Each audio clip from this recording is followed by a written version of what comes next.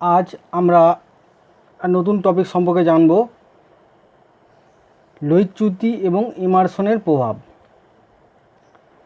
বিজ্ঞানী ইমারসন এবং লুইস 1943 খ্রিস্টাব্দে ক্লোরেলার ওপর একটি নির্দিষ্ট তরঙ্গ দৈর্ঘ্যযুক্ত আলো প্রয়োগ করে, যেটা তোমার তরঙ্গ দৈর্ঘ্য ছিল 400 থেকে 700 ন্যানোমিটারের মধ্যে।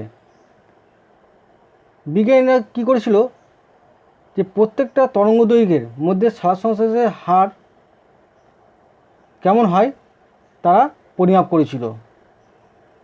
তারা লক্ষ্য করেছিল যে সমস্ত আলোর তরঙ্গ দৈর্ঘ্য 680 ন্যানোমিটারের বেশি, তাদের ক্ষেত্রে শ্বাস সংশ্বাসের হার কমতে থাকে বা শ্বাস সংশ্বাস কম হয়, অথবা শ্বাস সংশ্বাসের হারের অবনমন ঘটে। আমরা জানি যে লাল বর্ণের আলো ক্লোরোফিল সবচেয়ে বেশি শোষণ করে, লাল বর্ণের আলোকে ক্লোরোফিল বেশি শোষণ করে। এই উচ্চ তরঙ্গ দৈর্ঘ্যযুক্ত লাল আলোর শ্বাস সংশ্বাসের এই অবনমনকে বলা হচ্ছে কি তোমার কি লোহিতচ্যুতি। তাহলে লোহিতচ্যুতিটা কি? বিজ্ঞানী এমারসন এবং লুইস 1943 খ্রিস্টাব্দে ক্লোরেলার ওপর একটি নির্দিষ্ট তরঙ্গ দৈর্ঘ্য যুক্ত আলো প্রয়োগ করেন, যেটা তরঙ্গ দৈর্ঘ্য ছিল কত 400 ন্যানোমিটার থেকে তোমার 700 ন্যানোমিটারের মধ্যে। তারা লক্ষ্য করেছে এবং তারা কি করেছিল যে প্রত্যেকটা যে তরঙ্গ দৈর্ঘ্যের আলো তার প্রত্যেকটা তরঙ্গ দৈর্ঘ্যের আলোতে কী ধরনের শ্বাস সংশ্বাসের হার কেমন হচ্ছে সেটা তারা পর্যবেক্ষণ করেছিল। তারা লক্ষ্য করেছিল যে সমস্ত আলোর তরঙ্গ দৈর্ঘ্য 680 ন্যানোমিটারের বেশি, সেই তরঙ্গ দৈর্ঘ্যের আলোতে শ্বাস সংশ্বাসের হারের অবনমন ঘটে। লাল বর্ণের আলো ক্লোরোফিল বেশি শোষণ করে। এই লাল বর্ণের আলো হচ্ছে কি উচ্চ তরঙ্গ দৈর্ঘ্যযুক্ত হয়। এই উচ্চ তরঙ্গ দৈর্ঘ্যযুক্ত আলোর শ্বাস সংশ্বাসের অবনমনকে বলা হয় কি লোহিতচ্যুতি। লোহিতচ্যুতি বলা হচ্ছে। এবার এমারসনের প্রভাবটা কি? বিজ্ঞানী এমারসন এবং চার্লস মার্শ, বিজ্ঞানী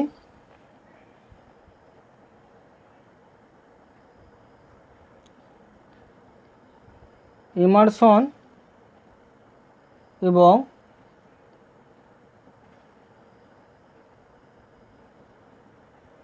চার্লস মার্শ তারা 1957 খ্রিস্টাব্দে এটা পরীক্ষা করেছিলেন। তারা কি পরীক্ষা করেছিলেন যে আমরা দেখলাম লোহিতচ্যুতির ক্ষেত্রে অতি লাল বর্ণের আলোর ক্ষেত্রে কী হচ্ছে শ্বাস সংশ্বাসের অবনমন ঘটছে, যেটাকে আমরা লোহিতচ্যুতি বলছি।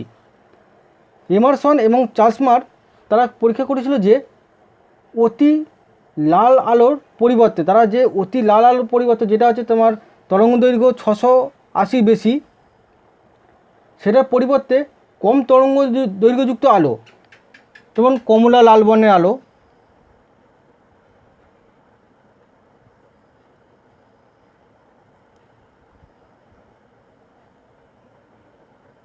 সে তরঙ্গ দৈর্ঘ্য কত তোমার 650। তার মানে এটা মনে রাখবে 680 ন্যানোমিটারের বেশি হলেই কিন্তু শ্বাস সংশ্বাসে অবনমন ঘটবে।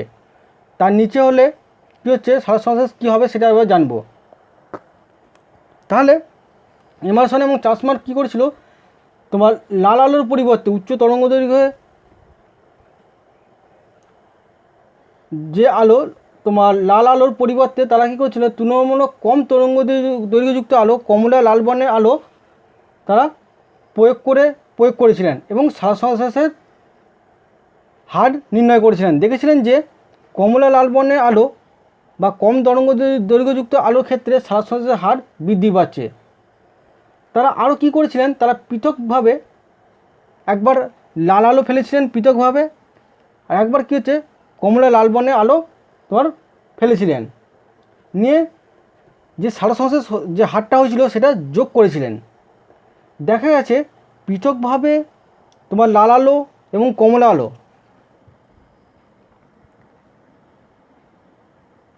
লাল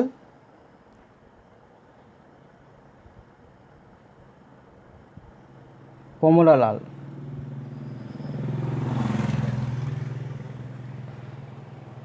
তারা প্রথমে কিন্তু প্রথমে লাল আলো ফেলেছিল এবং কমলা বর্ণের আলো ফেলেছিল। লাল আলোতে আমরা জানি যে তোমার তরঙ্গ দৈর্ঘ্য তোমার বেশি, ফলে সালোক সংশ্লেষের অবনমন ঘটে, এবং কমলা লাল বর্ণের আলো যার তরঙ্গ দৈর্ঘ্য তোমার 650। আর লাল বর্ণের ক্ষেত্রে তোমার কী হচ্ছে, তরঙ্গ দৈর্ঘ্য তোমার 680 থেকে 700 ন্যানোমিটারের মধ্যে, এটা তোমার 680-র বেশি তরঙ্গ দৈর্ঘ্য। তাহলে দেখা যাচ্ছে লাল আলোর ক্ষেত্রে তোমার সালোক সংশ্লেষের হারটা কম হচ্ছে, কমলা লাল বর্ণের আলোর ক্ষেত্রে সালোক সংশ্লেষের হারটা তোমার বেশি হচ্ছে। বিজ্ঞানীরা কী করেছিল যে প্রথমে লাল আলো পরে কী হচ্ছে, কমলা লাল বর্ণের আলো পৃথকভাবে ফেলে যে সালোক সংশ্লেষের যে হারটা হয়েছিল সে হারটার যোগফল করেছিল, সেই এটার যোগফল করে যে মানটা পাওয়া গিয়েছিল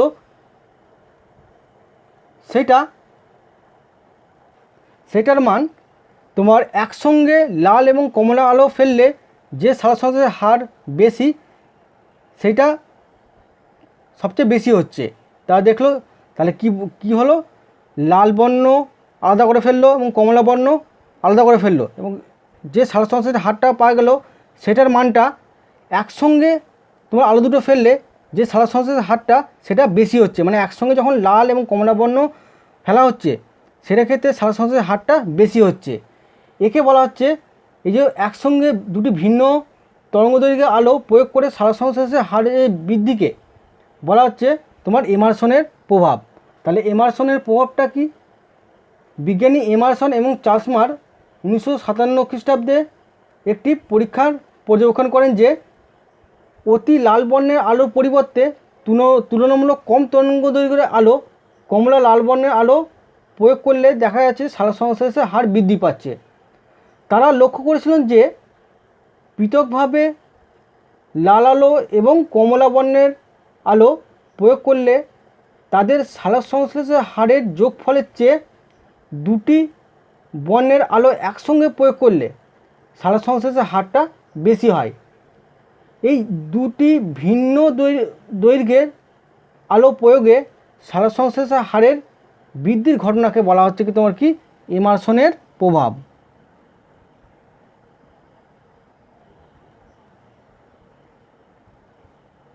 তাহলে এমারসনের প্রভাবটা কী হলো? এমারসনের প্রভাবটা এক কথা যদি বলি, লাল আলো আলাদা করে ফেলা হচ্ছে, কমলা বর্ণের আলো আলাদা করে ফেললে যে সালোক সংশ্লেষের হারটা পাওয়া যাচ্ছে তার থেকে যদি দুটো আলোকে একসঙ্গে ফেলি সালোক সংশ্লেষের হারটা বেশি হচ্ছে। এই যে দুটো আলো বা দুটো ভিন্ন তরঙ্গদৈর্ঘ্যের আলোকে একসঙ্গে প্রয়োগ করে সালোক সংশ্লেষের হারটা বৃদ্ধি করা হচ্ছে, এই ঘটনাকেই বলা হচ্ছে তোমার কি এমারসনের প্রভাব। এবার আমরা নেক্সট জানব রঞ্জক অণুতে আলোক শোষণের প্রভাব।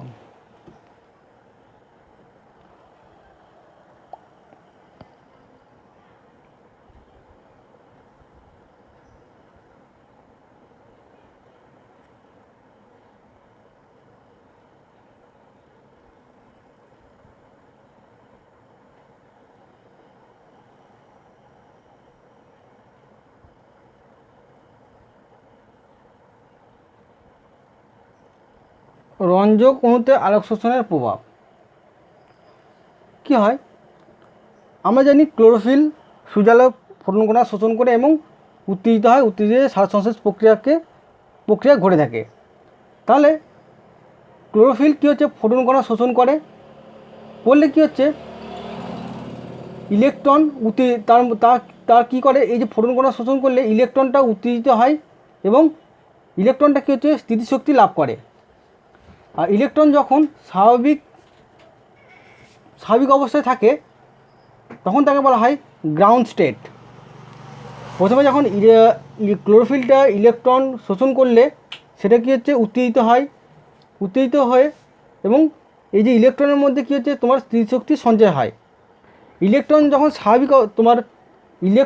স্বাভাবিক অবস্থায় থাকে বা যখন উত্তেজিত অবস্থায় থাকে না তখন তাকে বলা হচ্ছে তোমার কি গ্রাউন্ড স্টেট।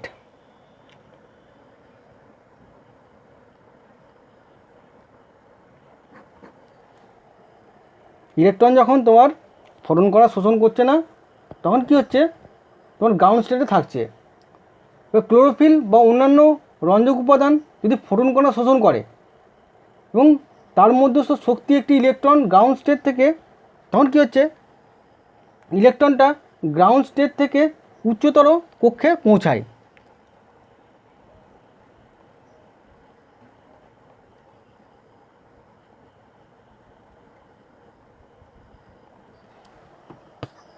তাহলে যখন ইলেকট্রন শোষণ করছে না ফোটন কণা, ইলেকট্রন যখন ফোটন কণা শোষণ করছে তখন গ্রাউন্ড স্টেটে থাকছে। যখন ক্লোরোফিল তোমার ফোটন কণা শোষণ করছে, বা ক্লোরোফিল বা অন্যান্য রঞ্জকগুলো যে ফোটন কণা শোষণ করছে, শোষণ করলে তার মধ্যস্থ শক্তি একটি ইলেকট্রনকে তোমার গ্রাউন্ড স্টেট থেকে উচ্চতর কক্ষে পৌঁছে দেয়। এই যে ইলেকট্রন তো উচ্চতর কক্ষে পৌঁছায়, এটা কিন্তু দীর্ঘ সময় থাকতে পারে না। উচ্চতর কক্ষে ইলেকট্রনটা তোমার দীর্ঘ সময় থাকে না। উত্তেজিত ক্লোরোফিল পুনরায় কী হচ্ছে, আবার তোমার গ্রাউন্ড স্টেট বা স্থিতিশীল অবস্থায় চলে আসতে চায়। তার জন্য কি করে, এই শক্তিকে সে মুক্ত করে। কীভাবে করে, তারা কি হচ্ছে, এই যে তোমার ইলেকট্রনটা যে তোমার গ্রাউন্ড স্টেট থেকে উচ্চতর শক্তি স্তরে আছে, আসার পর বেশিক্ষণ থাকে না, বেশিক্ষণ থাকতে পারে না। ফলে কি তার সে একটা স্বাভাবিক তোমার স্থিতিশীল অবস্থায় থাকতে যায়। স্থিতিশীল অবস্থায় থাকার জন্য সে কী হচ্ছে, বিভিন্ন শোষিত ফোটন কণাকে মুক্ত করে। সেটা কীভাবে করে সেটা জানবো এবার। উত্তেজিত প্রথমত কী হচ্ছে, উত্তেজিত ইলেকট্রনের শক্তি এক অণু থেকে অপর একটি অণুতে কম্পিত পদ্ধতিতে স্থানান্তর করে, যার সাহায্যে সারসংশ্লেষের ইলেকট্রন পরিবর্তন সক্রিয় হয়।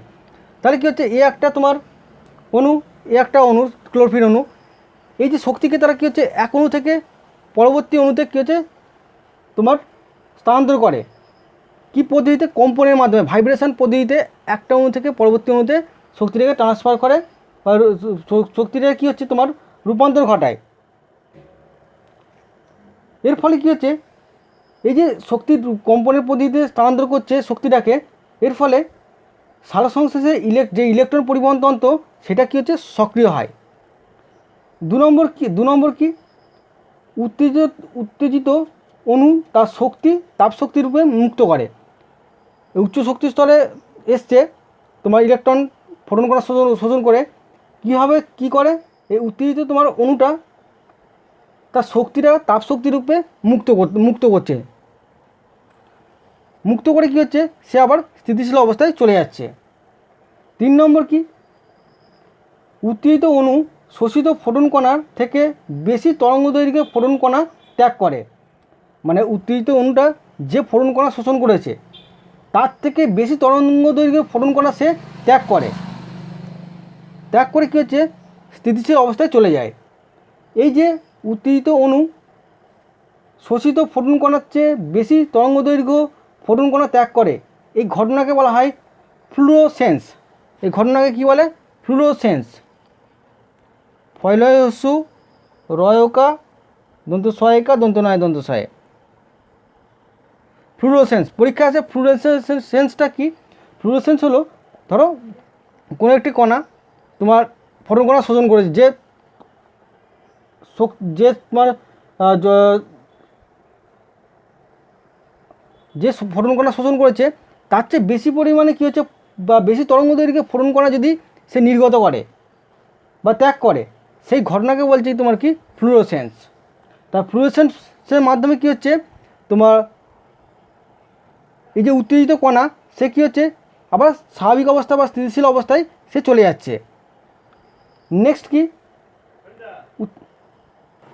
আর কীভাবে তোমার ফ্লুরোসেন্সের মাধ্যমে উচ্চ শক্তি স্তর থেকে তারা স্থিতিশীল অবস্থায় যায়। আর কীভাবে তারা তোমার উচ্চ কক্ষ থেকে তোমার গ্রাউন্ড স্টেটে বা স্থিতিশীল অবস্থায় যায়, ত্রয়ী মাধ্যমে। ত্রয়ী দশাটা কি, এই উত্তেজিত অণু তার কিছু পরিমাণ শক্তি মুক্ত করে উত্তেজিত এবং স্থিতিশীল এর মধ্যবর্তী একটি ক্ষণস্থায়ী দশায় পরিণত হয়। একে বলে ত্রয়ী দশা। তা ত্রয়ী দশাটা কি? ত্রয়ী দশাটা হচ্ছে উত্তেজিত দশা আর হচ্ছে তোমার স্থিতিশীল দশা। উত্তেজিত দশা এবং স্থিতিশীল দশা দুটোর মাঝখানে একটা স্থায়ী দশা, ক্ষণস্থায়ী দশা, তাকে বলা হচ্ছে ত্রয়ী দশা। উত্তেজিত অণু কী হচ্ছে, তার কিছু পরিমাণ শক্তি সে নির্গত করছে বা মুক্তি ঘটাচ্ছে। মুক্তি ঘটিয়ে কী হচ্ছে, তোমার কণাটা উত্তেজিত দশা এবং স্থিতিশীল দশার মাঝে একটা ক্ষণস্থায়ী দশায় পরিণত হয়, যাকে বলা হয় ত্রয়ী দশা। এই ত্রয়ী দশার মাধ্যমে কী হচ্ছে, তারা একটা স্থিতিশীল অবস্থায় বজায় রাখে। আর এই অবস্থায় কী হচ্ছে, কম তরঙ্গদৈর্ঘ্যে ফোটন কণা ত্যাগ করে অণুটি আবার কী হচ্ছে, স্থিতিশীল দশায় ফিরে আসে। একে বলা হচ্ছে তোমার কি, ফসফোরেন্স। তাহলে উত্তেজিত কণাগুলো তোমার কী হবে, তোমার স্থিতিশীল অবস্থায় তোমার বজায় রাখে, সেগুলো আমরা জানলাম।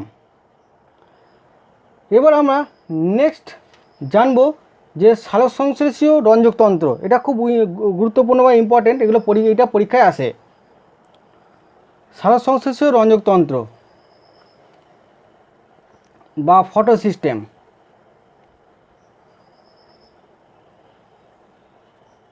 কাকে বলে? ক্লোরোপ্লাস্টের গানার যে থাইলাকয়েড পর্দায় রঞ্জক, প্রোটিন অণু, ইলেকট্রন বাহক নিয়ে গঠিত যে গঠনগত এবং কার্যগত একক সালোকসংশ্লেষের আলোক উদ্দীপনা গ্রহণ, শক্তি পরিবহন এবং স্থানান্তর ঘটায়, তাকে বলা হচ্ছে তোমার ফটো সিস্টেম বা সালোকসংশ্লেষীয় রঞ্জকতন্ত্র। তাহলে ফটো সিস্টেম বা সালোকসংশ্লেষীয় রঞ্জকতন্ত্রটা কি? ক্লোরোপ্লাস্টের যে গ্রানাইট থাইলাকয়েড পর্দা আছে, পর্দার মধ্যে বিভিন্ন রঞ্জক, তার সঙ্গে প্রোটিন অণু, ইলেকট্রন গ্রাহক নিয়ে গঠিত যে গঠনগত এবং কার্যগত একক সালোকসংশ্লেষের আলোক উদ্দীপনা গ্রহণ এবং শক্তির পরিবহন এবং স্থানান্তর ঘটায়, তাকে বলা হচ্ছে তোমার কি, সালোকসংশ্লেষীয় রঞ্জকতন্ত্র বা ফটো সিস্টেম।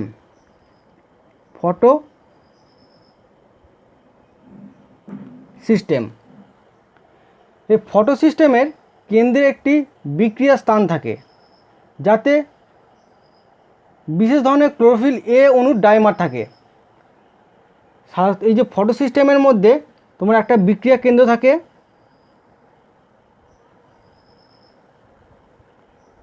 এই বিক্রিয়া কেন্দ্রে তোমার ক্লোরোফিল এ অণুর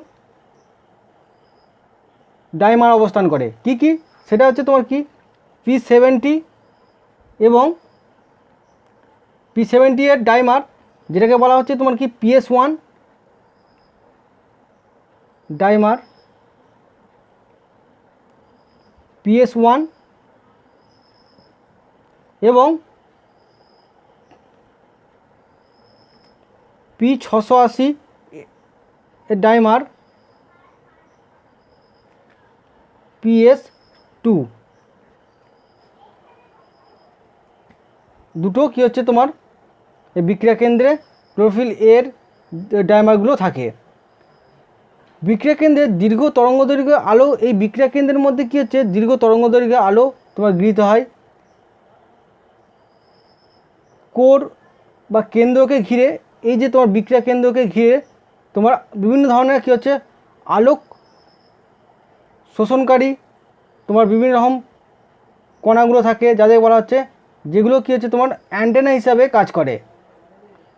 ফটো সিস্টেমে তোমার অ্যান্টেনা কমপ্লেক্স পরিবৃত্ত এই বিক্রিয়া কেন্দ্র এবং ইলেকট্রন গ্রাহক একত্রে বলা হচ্ছে তোমার কি, লাইট হারভেস্টিং সেন্টার। কাকে বলে? LHC। ধরো এটা বিক্রিয়া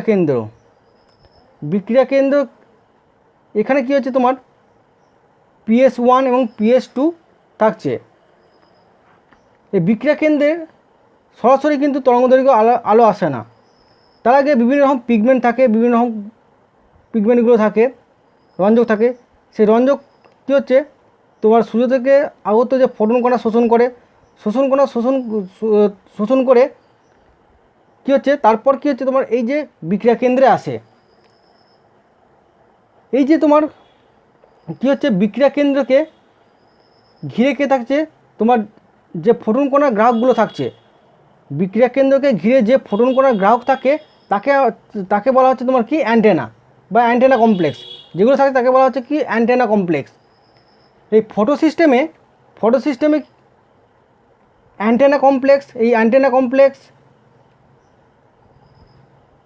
আর কি হচ্ছে ইলেকট্রন গ্রাহক, বিক্রিয়া কেন্দ্র, এদের একত্রে বলা হচ্ছে তোমার কি লাইট হারভেস্টিং সেন্টার। তাহলে কি বোঝানো হলো, যে বিক্রিয়া কেন্দ্রে সরাসরি কিন্তু তোমার আলো বা তরঙ্গ দৈর্ঘ্যে আলো পৌঁছায় না। ফার্স্ট কী হচ্ছে, এই বিক্রিয়া কেন্দ্রকে ঘিরে কী হচ্ছে বিভিন্ন তোমার রঞ্জক থাকে, যেগুলো কী হচ্ছে বিভিন্ন তরঙ্গ দৈর্ঘ্যের ফোটন কণাকে শোষণ করে, ফোটন কণাকে শোষণ করে তারপর কী হচ্ছে বিক্রিয়া কেন্দ্রে প্রেরণ করে। আর এর পাশে কী হচ্ছে, তো এর মধ্যে কী থাকে, আর তোমার কিছু ইলেকট্রন বাহক থাকে। এই যে তোমার যে বিক্রিয়া কেন্দ্রকে ঘিরে থাকা যে ফোটন কণার গ্রাহক, সেগুলো কিসের কাজ করে, তোমার অ্যান্টেনার মতো কাজ করে। সেজন্য একে বলা হচ্ছে কি, এই যে বিক্রিয়া কেন্দ্র ছাড়াও যে সমস্ত তোমার কণাগুলো, যে সমস্ত তোমার রঞ্জকগুলো কী হচ্ছে ফোটন কণাকে শোষণ করছে, তাদের বলা হচ্ছে কি অ্যান্টেনা কমপ্লেক্স। এই অ্যান্টেনা কমপ্লেক্স তোমার ইলেকট্রন বাহক আর এই বিক্রিয়া কেন্দ্রকে একত্রে বলা হচ্ছে তোমার কি LHC বা লাইট হারভেস্টিং সেন্টার। এবার আসবো আমরা ডিটেলসে আসবো যে অ্যান্টেনা কমপ্লেক্স কী।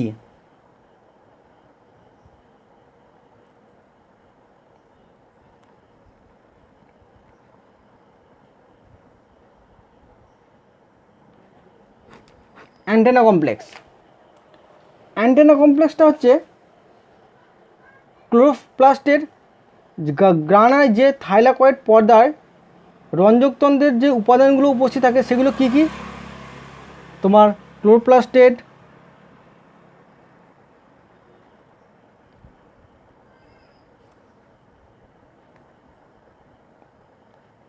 গ্রানাই, থাইলাকয়েড পর্দার মধ্যে যে রঞ্জকতন্ত্রের উপাদানগুলো বর্তমান থাকে, কী কী রঞ্জকতন্ত্র থাকে, থাইলাকয়েড রঞ্জকতন্ত্র থাকে কি কি, chlorophyll A, chlorophyll B,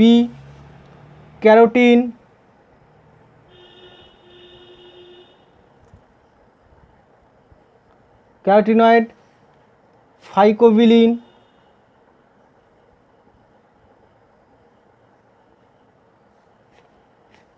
protein,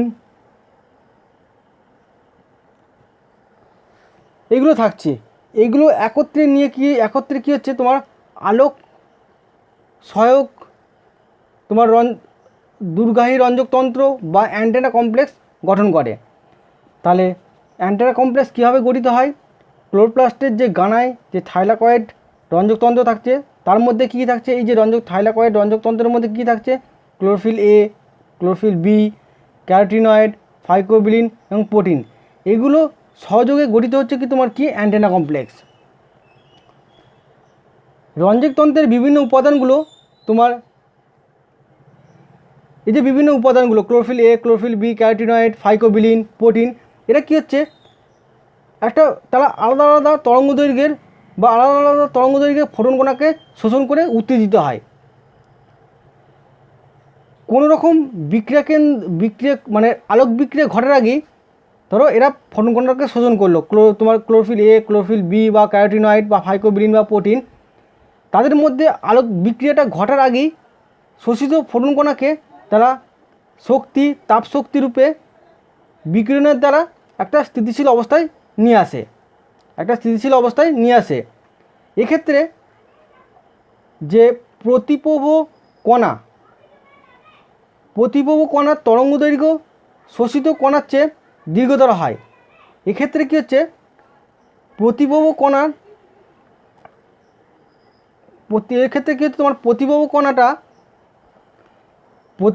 তরঙ্গ দৈর্ঘ্য শোষিত কণার চেয়ে দীর্ঘতর হয়। এবার আসি প্রতিপ্রভ কণাটা কি বা প্রতিপ্রভটা কি? প্রতিপ্রভটা কি?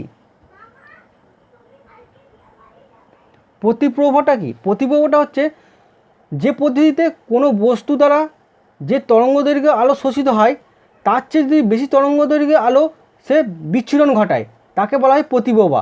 তাহলে কোনো একটা কণা যে একটা তরঙ্গদৈর্ঘ্যে আলো শোষণ করলো তার চেয়ে যদি বেশি তরঙ্গদৈর্ঘ্যে আলো সে বিচ্ছুরণ করে তখন তাকে বলা হয় প্রতিপ্রভা।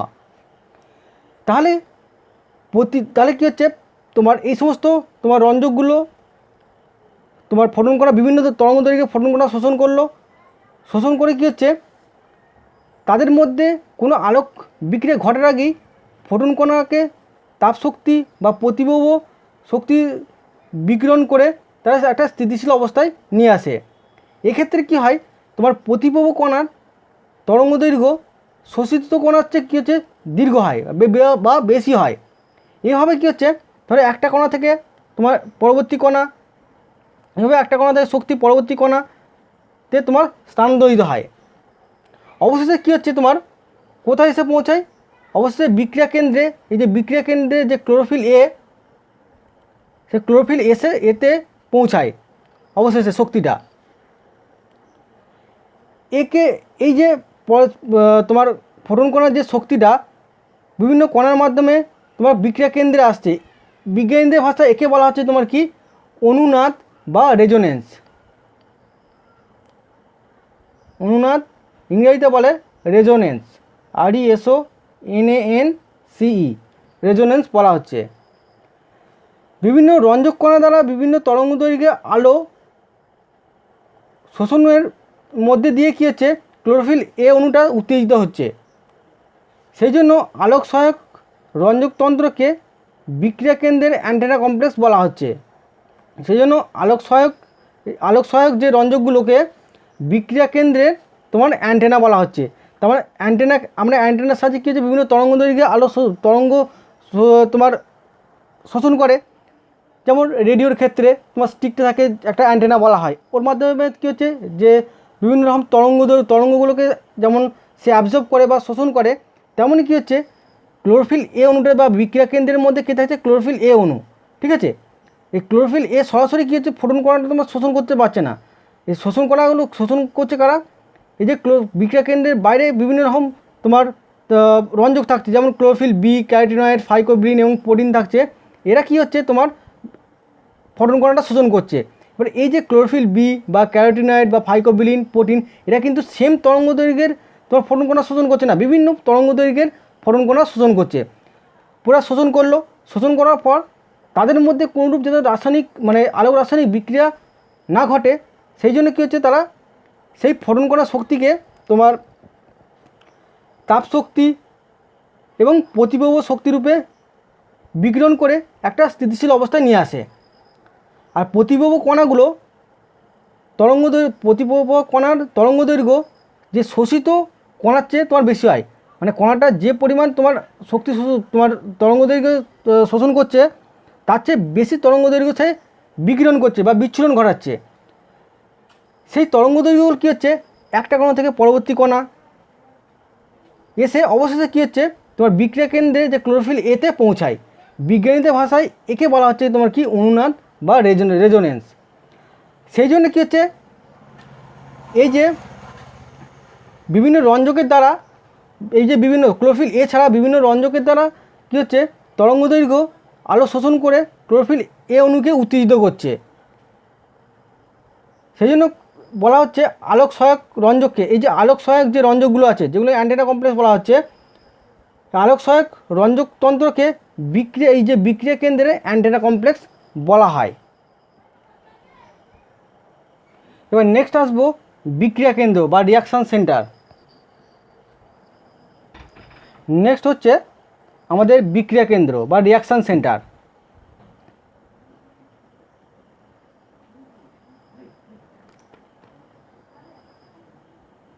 বিক্রিয়া কেন্দ্র বা রিয়াকশান সেন্টার, আমরা আগে দেখেছি যে বিভিন্ন রকম তোমার অণুগুলো তোমার যে রঞ্জক সহায়ককারী যে রঞ্জক যার মাধ্যমে ফোটন কণাটা আসছে ফোটন কণা শোষণ করছে, ফোটন কণার শক্তিটা তোমার ক্লোরোফিল এ, যেটা বিক্রিয়াকে ক্লোরোফিল এতে তোমার দিচ্ছে, এর ফলে ক্লোরোফিল এটা তোমার সক্রিয় হচ্ছে। তার রঞ্জকতন্ত্রে যে বিশেষ প্রকার ক্লোরোফিল অণুর উপস্থিতি, রঞ্জকতন্ত্রের মধ্যে এক বিশেষ ক্লোরোফিল অণুর উপস্থিতি লক্ষ্য করা যায়। সেগুলি হলো কি, ক্লোরোফিল এ,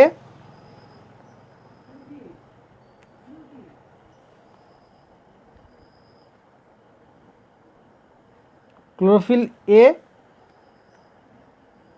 700 বা যেটাকে P700 বলা হচ্ছে, আর কি ক্লোরোফিল এ 680 বা P680। তাহলে রঞ্জকতন্ত্রে এক বিশেষ ক্লোরোফিল অণু উপস্থিত লক্ষ্য করা যায়। সেগুলি কি কি, ক্লোরোফিল এ 700 এবং ক্লোরোফিল এ 680।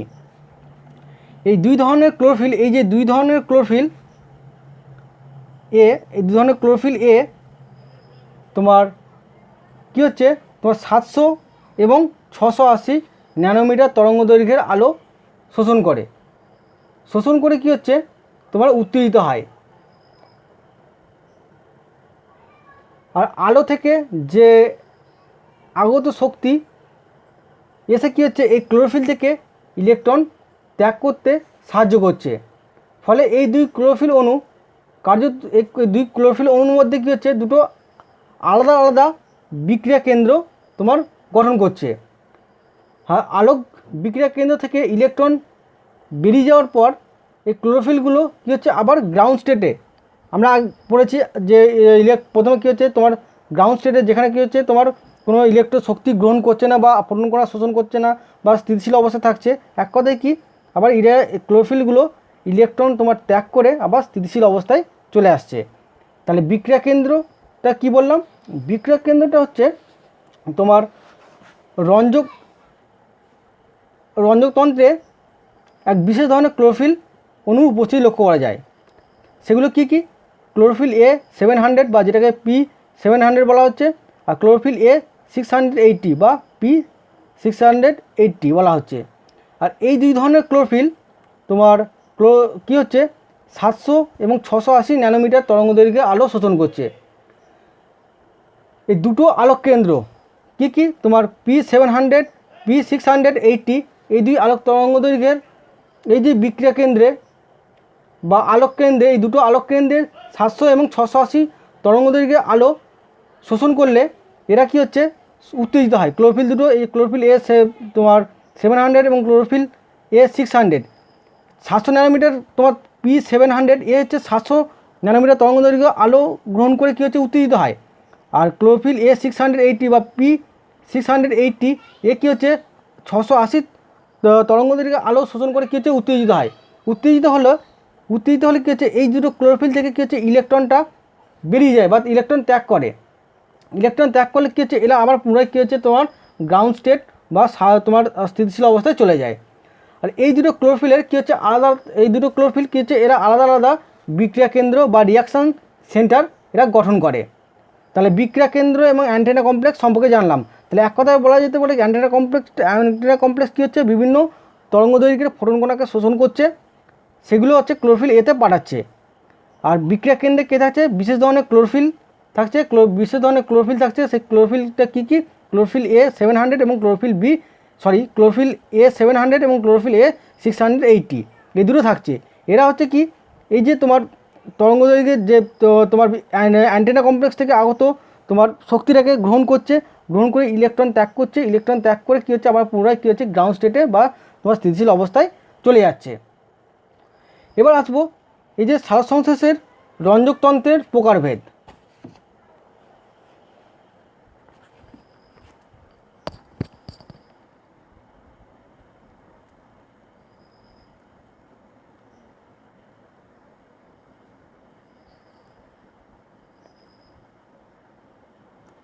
রঞ্জকতন্ত্রের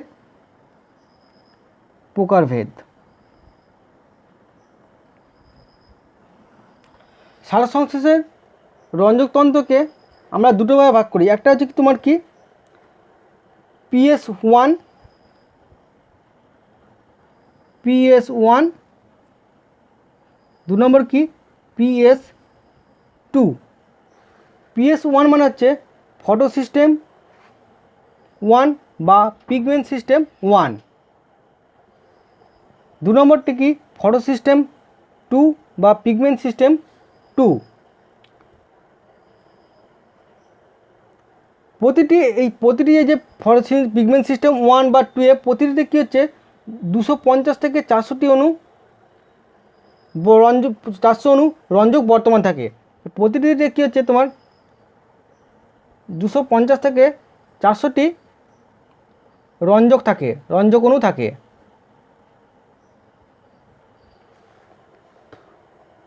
এবার আমরা প্রত্যেকটা পিগমেন্ট সিস্টেম সম্পর্কে আমরা জানব। প্রথমে আসি যে PS1 বা ফটো সিস্টেম 1 বা পিগমেন্ট সিস্টেম 1 এর কী কী বৈশিষ্ট্য। ফটো সিস্টেম 1 বা পিগমেন্ট সিস্টেম 1 এর প্রধান বৈশিষ্ট্য হলো গ্রানার থাইলাকয়েড পর্দার বাইরে থাকহীনভাবে এবং স্টোমা ল্যামেলির পর্দার মধ্যে কিছু ইলেকট্রন বাহক নিয়ে এই ফটো সিস্টেম গঠিত হয়।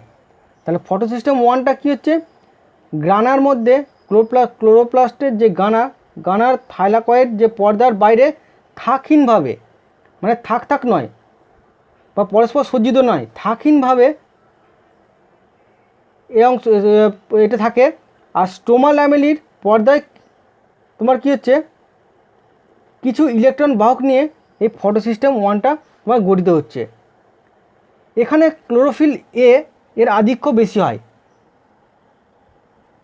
ক্লোরোফিল এ এর আধিক্য বেশি, ফটো সিস্টেম 1-এ ক্লোরোফিল এর আধিক্য বেশি দেখা যায়। এছাড়া কী হচ্ছে ক্লোরোফিল বিও থাকে এবং ক্যারোটিনয়েড থাকে, কিন্তু সেগুলো খুব কম পরিমাণে।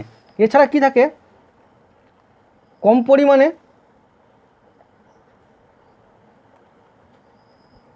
ক্লোরোফিল বি এবং ক্যারোটিনয়েডও থাকে।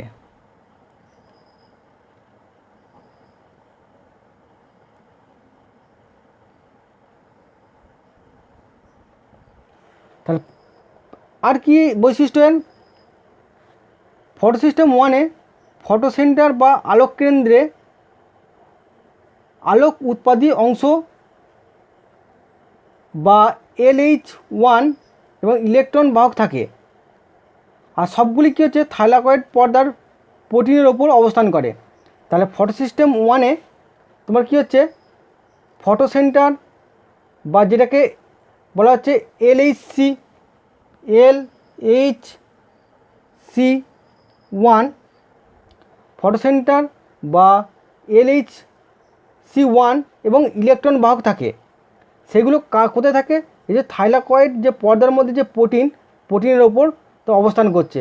তাহলে থাইলাকয়েডের পর্দার প্রোটিনের ওপর তোমার ফটো সিস্টেম 1-এর বা PS1-এর ফটো সেন্টার বা LHC এবং এর ইলেকট্রন বাহকগুলো তোমার অবস্থান করে।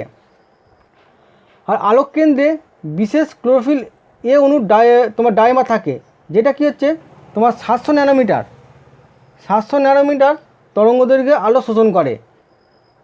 একে বলা হচ্ছে কি তোমার P700 বলা হচ্ছে। এ কী করে তোমার আলোক সক্রিয় অংশ থেকে অন্যান্য ক্লোরোফিল এ অণু এবং ক্লোরোফিল বি এবং ক্যারোটিনয়েড থাকে। এবং আলোক সক্রিয় অংশে আর কি থাকে ক্লোরোফিল এ অণু, ক্লোরোফিল বি এবং ক্যারোটিনয়েড থাকে। আর কি বৈশিষ্ট্য এখানে আর কি থাকে ক্লোরোফিল তোমার পিগমেন্ট সিস্টেম 1 বা PS1 আর কি থাকে এখানে তোমার FRS, এখানে কি থাকে FRS, এর পুরো নাম কি FRS এর পুরো হচ্ছে ferredoxin reducing substance. Ferredoxin reducing substance. তারপর আর কি থাকে তোমার ferredoxin protein, ferredoxin NADP plus reductase, cytochrome B6F complex থাকছে, প্লাস্টোসাইনিন থাকছে এই তোমার পিগমেন্ট সিস্টেম 1-এর মধ্যে। আর পিগমেন্ট সিস্টেম 1 বা PS1-এ চক্রাকার এবং অচক্রাকার আলোক ফসফরিভবন ঘটে। এই PS1-এ কী হচ্ছে তোমার চক্রাকার এবং অচক্রাকার ফসফরিভবন ঘটছে। আর PS1 স্বাধীনভাবে চক্রাকার স্বাধীনভাবে বা নিজে থেকে কী হচ্ছে তোমার চক্রাকার ফসফরিভবন ঘটাতে সক্ষম। আর অচক্রাকার ইলেকট্রন পরিবহনের সময় কী হচ্ছে PS1 সাধারণত PS2 থেকে ইলেকট্রন গ্রহণ করে কী হচ্ছে NADP-কে মুক্ত ইলেকট্রন প্রদান করে, NADP-কে মুক্ত ইলেকট্রন প্রদান করে। তাহলে চক্রাকারের ক্ষেত্রে কী হচ্ছে, আর চক্রাকার এবং অচক্রাকার দুটোই কিন্তু ঘটছে কোথায়, PS1-এ বা পিগমেন্ট সিস্টেম 1-এ। এবার অচক্রাকারের সময় কী হচ্ছে ইলেকট্রন পরিবহনের সময় কী হচ্ছে PS1 PS2 থেকে কী হচ্ছে তোমার ইলেকট্রনটা গ্রহণ করে NADP-কে কী হচ্ছে মুক্ত ইলেকট্রন দান করছে। তাহলে PS1 বা পিগমেন্ট সিস্টেম 1-এ কী বৈশিষ্ট্য বললাম। পিগমেন্ট সিস্টেম 1 কী হচ্ছে গ্রানার থাইলাকয়েড পর্দার বাইরে থাকিনভাবে অবস্থান করে এবং স্টোমা ল্যামেলি পর্দার মধ্যে কিছু ইলেকট্রন বাহক নিয়ে এই পিগমেন্ট সিস্টেম 1 বা PS1 গঠিত হয়। 2 নম্বর কী বলেছিলাম যে পিগমেন্ট সিস্টেম 1-এ তোমার ক্লোরোফিল A অণুর আধিক্য বেশি থাকে আর ক্লোরোফিল B এবং ক্যারোটিনয়েড কম পরিমাণে থাকে। 3 নম্বর কী বলেছিলাম যে পিগমেন্ট সিস্টেম 1-এর ফটোসেন্টার বা LHC1 আর ইলেকট্রন বাহকগুলো সবকটা কোথায় অবস্থান করে, থাইলাকয়েড পর্দার মধ্যে যে প্রোটিনের ওপর অবস্থান করে। আর আলোক কেন্দ্রে বিশেষ ক্লোরোফিল A অণু ডাইমার থাকে। PS1 পিগমেন্ট সিস্টেম 1-এর তোমার যে আলোক কেন্দ্রের মধ্যে তোমার বিশেষ ধরনের ক্লোরোফিল A অণু ডাইমার থাকে। সেটা কি তোমার ক্লোরোফিল A700, যেটা কি হচ্ছে 700 ন্যানোমিটার তরঙ্গদৈর্ঘ্য আলো গ্রহণ করতে পারে। একে বলা হচ্ছে P700 বলা হচ্ছে। আর কি থাকে তোমার PS1 বা পিগমেন্ট সিস্টেম 1-এ, এখানে তোমার FRS ফেরিডক্সিন রিডিউসিং সাবস্টেন্স থাকে, ফেরিডক্সিন প্রোটিন থাকছে, ফেরিডক্সিন NADP+ রিডাক্টেস থাকছে, cytochrome B6F cytochrome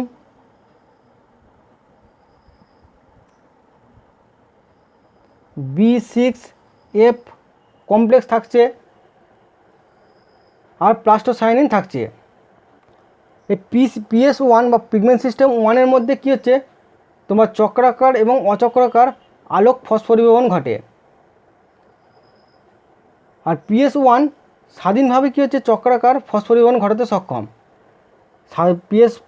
pigment system 1 তোমার কী হচ্ছে স্বাধীনভাবে চক্রাকার ফসফরিভবন ঘটাতে সক্ষম।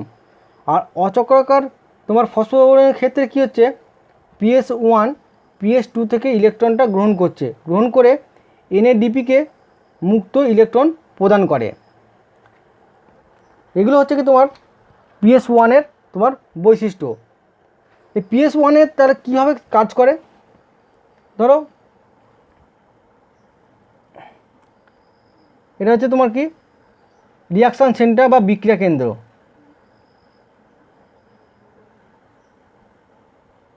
বিক্রিয়া কেন্দ্রের আগে তোমার বিভিন্ন রকম রঞ্জক থাকে। তো হচ্ছে এটা ক্যারোটিনয়েড,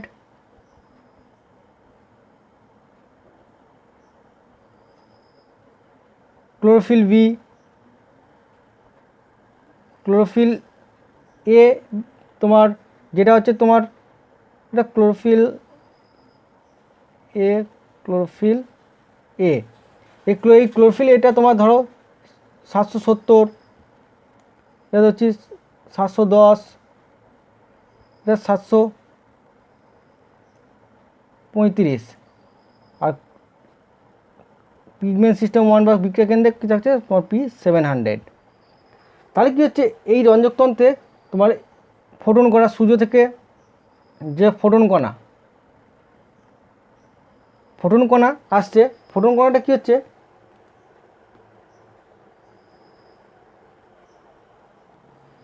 আমি কি বলছি পিগমেন্ট সিস্টেমে ক্লোরোফিল A অণু বেশি থাকছে, আর ক্যারোটিনয়েড এবং ক্লোরোফিল বি কম থাকছে।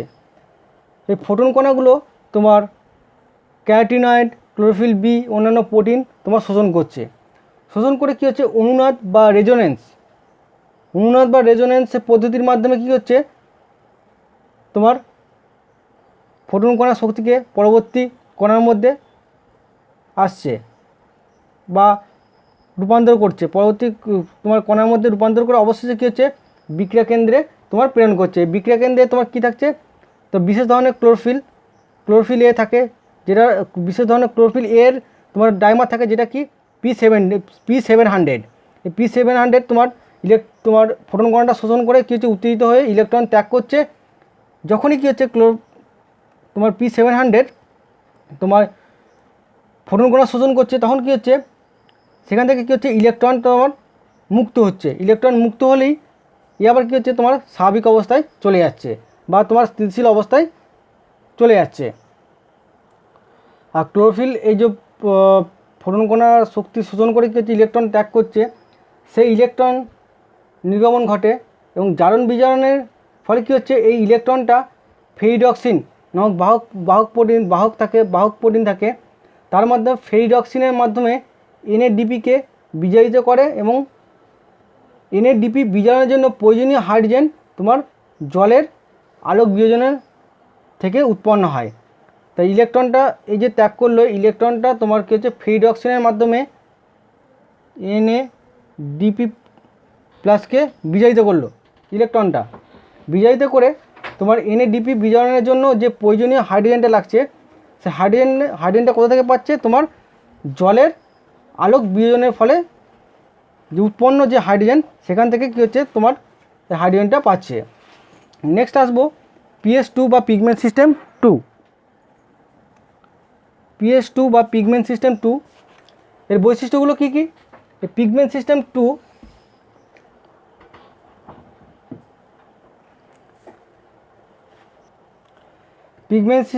এর বৈশিষ্ট্যগুলো কী কী? পিগমেন্ট সিস্টেম 2 কোথায় অবস্থান করে? গ্রানার যে থাইলাকয়েডের মধ্যে থাকযুক্ত অংশে এই আলোকতন্ত্র অন্যান্য ইলেকট্রন বাহকের সঙ্গে অবস্থান করে। তাহলে পিগমেন্ট সিস্টেম 2 তোমার গ্রানার থাইলাকয়েডের মধ্যে থাকযুক্ত হয়ে অন্যান্য ইলেকট্রন বাহকের সঙ্গে অবস্থান করছে। নেক্সট বৈশিষ্ট্য কি? এই যে PS2-তে chlorophyll A, chlorophyll B, carotenoid থাকে। পিগমেন্ট সিস্টেম 2-এ ক্লোরোফিল এ থাকছে, ক্লোরোফিল বি এবং ক্যারোটিনয়েড থাকে। ক্লোরোফিল এ এবং ক্লোরোফিল বি এর পরিমাণ তোমার পিগমেন্ট সিস্টেম 1-এর তুলনায় 1 হলেও ক্যারোটিনের মাত্রা এখানে কী হচ্ছে, বেশি থাকে। এই পিগমেন্ট সিস্টেমের 2-এ কী হচ্ছে, ক্লোরোফিল এ, ক্লোরোফিল বি এবং ক্যারোটিনয়েড থাকছে, তবে এখানে ক্লোরোফিল এ এবং বি এর থেকে তোমার ক্যারোটিনয়েড যে রঞ্জকটা, সেটা বেশি পরিমাণে থাকছে। PS2-তে একটি ফটোসেন্টার এবং অক্সিজেন উৎপাদন কমপ্লেক্স এবং আলোক উৎপাদিক অংশ বা LHC2 এবং কিছু ইলেকট্রন বাহক থাকছেই তোমার PS2 এর মধ্যে। আর এই সমস্ত উপাদানগুলো কোথায় থাকছে? এই যে তোমার বললাম যে ফটোসেন্টার, অক্সিজেন উৎপাদন কমপ্লেক্স বা LHC2, ইলেকট্রন বাহক, সবগুলো উপাদান থাইলাকয়েডের পর্দায় যে প্রোটিনের সঙ্গে যুক্ত থাকে। আর PS2 এর যে আলোক কেন্দ্র, সেখানে কি হচ্ছে, কত তরঙ্গ দৈর্ঘ্যে আলো শোষিত হয়? 680 ন্যানোমিটার তরঙ্গ দৈর্ঘ্যে তোমার আলো বা ফোটন কণা তোমার শোষিত হচ্ছে। PS2 এর অন্যান্য উপাদানের মধ্যে কী কী থাকছে? তোমার ফিওফাইটিন, plastoquinone, cytochrome B6F complex, plastocyanin, এই সমস্ত উপাদানগুলো থাকছে। PS2 জলের আলোক বিয়োজনের বা ফটোলাইসিসে অংশগ্রহণ করে। এই PS2টা তোমার ফটোলাইসিসে তোমার অংশগ্রহণ করছে, যেখান থেকে কী হচ্ছে, ইলেকট্রন গ্রহণ করে। আর কি বৈশিষ্ট্য, PS2 কেবলমাত্র অচক্রাকার ফসফরিক সঙ্গে যুক্ত। আমরা দেখেছি PS1 তোমার চক্রাকার এবং অচক্রাকার ফসফরিক সঙ্গে যুক্ত, কিন্তু PS2টা কী হচ্ছে তোমার কেবলমাত্র অচক্রাকার ফসফরিক সঙ্গে যুক্ত। তাহলে আমরা PS2-র যে বৈশিষ্ট্য সেগুলো জানলাম।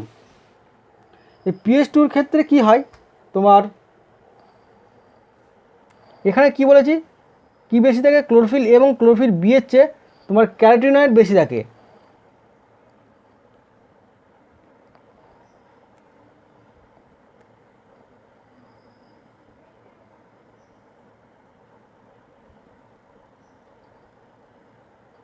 এটা বিক্রিয়া কেন্দ্র, এর বিক্রিয়া কেন্দ্রে বিশেষ ধরনের ক্লোরোফিলের তোমার ডাইমার তোমার P680 থাকে। ফোটন কণা, এটা ক্যারোটিনয়েড।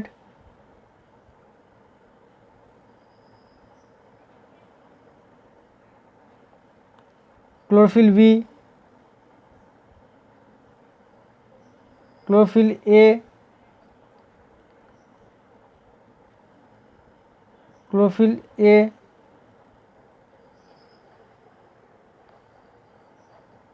ক্লোরোফিল এ থাকছে এবং ক্লোরোফিল এবং ক্যারোটিনয়েড পরিমাণটা বেশি থাকছে। এখানে কী হচ্ছে, ফোটন কণাটা বিভিন্ন তোমার কণার মধ্যে দিয়ে বা বিভিন্ন রকম রঞ্জকের মধ্যে দিয়ে কোথায় আসছে, রেজোনেন্স পদ্ধতির মাধ্যমে তোমার এই বিক্রিয়া কেন্দ্র তোমার P680-র মধ্যে আসছে, এসে কী হচ্ছে তোমার ইলেকট্রন মুক্ত করছে। তাহলে এই যে PS2 তন্ত্রটা তোমার গানা পর্দার ভিতরের দিকে অবস্থান করছে। আর আলোকগ্রাহী রঞ্জক অণু হিসাবে সমস্ত রকম রঞ্জক থাকলে এখানে কিসের পরিমাণ, ক্লোরোফিল বি এবং ক্যারোটিনয়েডের পরিমাণ, বিশেষ করে এখানে তোমার ক্যারোটিনয়েড এবং ক্লোরোফিল বি এর পরিমাণটা বেশি থাকবে।